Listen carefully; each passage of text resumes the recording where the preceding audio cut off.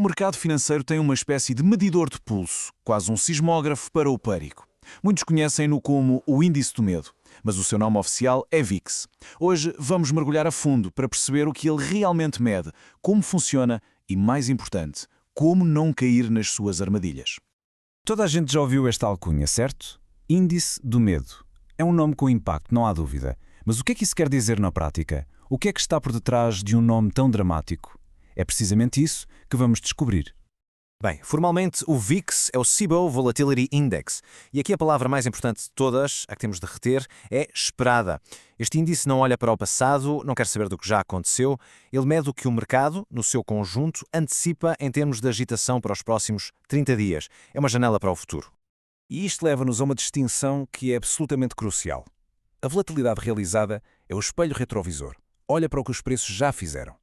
A volatilidade implícita, que é o que o VIX mede, é o para-brisas. Olha para a estrada à frente.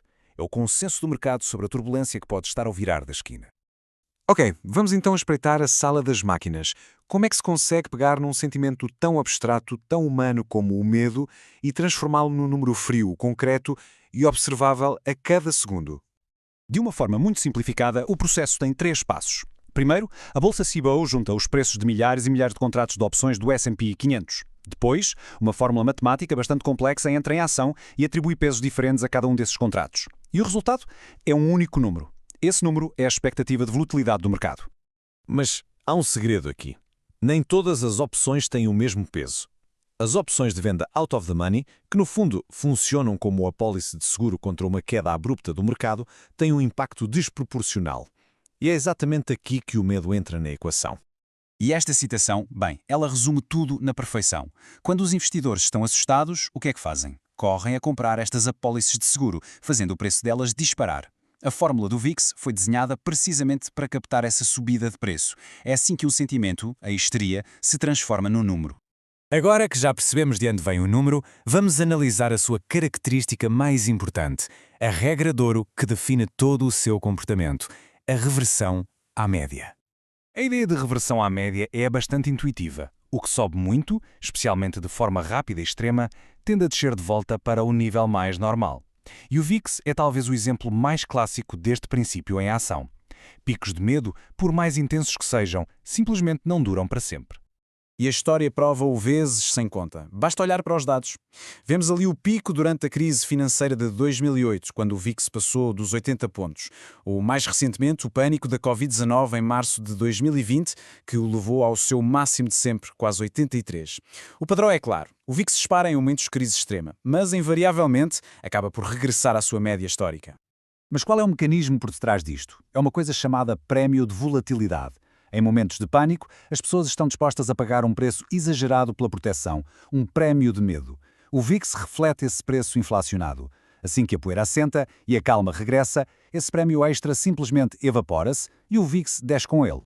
Muito bem, vamos agora passar da teoria à prática. Como é que os profissionais usam o VIX e, talvez mais importante ainda, quais são as armadilhas que todos devem evitar? Essencialmente, os investidores profissionais usam o VIX de 3 formas principais. Primeiro, para cobertura, ou seja, para proteger as carteiras. Segundo, como um indicador contrário. A ideia de que um VIX muito alto pode ser um sinal de que o pessimismo atingiu o máximo e que talvez seja uma boa altura para comprar. E terceiro, para vender opções e aproveitar os prémios inflacionados pelo medo. E agora, um aviso muito importante. Para quem pensa em investir em volatilidade através de um ETF, é absolutamente vital perceber o risco estrutural que vamos explicar a seguir. O problema tem um nome: contango. Parece complicado, mas a ideia é simples. Significa que, na maior parte do tempo, os contratos futuros do VIX com uma data de validade mais distante são mais caros do que os contratos que estão prestes a expirar. Ora, isto cria uma armadilha matemática. Os ETFs que seguem o VIX não compram o índice em si, eles compram estes contratos futuros.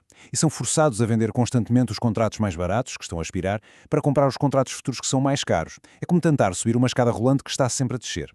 Este processo de rolagem cria um atrito constante que, dia após dia, corrói o valor do fundo.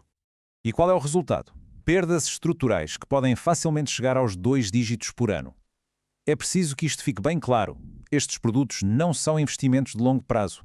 São ferramentas táticas para negociações de curtíssimo prazo, muitas vezes de apenas 1 ou 2 dias. Para terminar, vamos colocar o VIX na sua devida perspectiva e desfazer o mito mais comum e perigoso que existe sobre ele.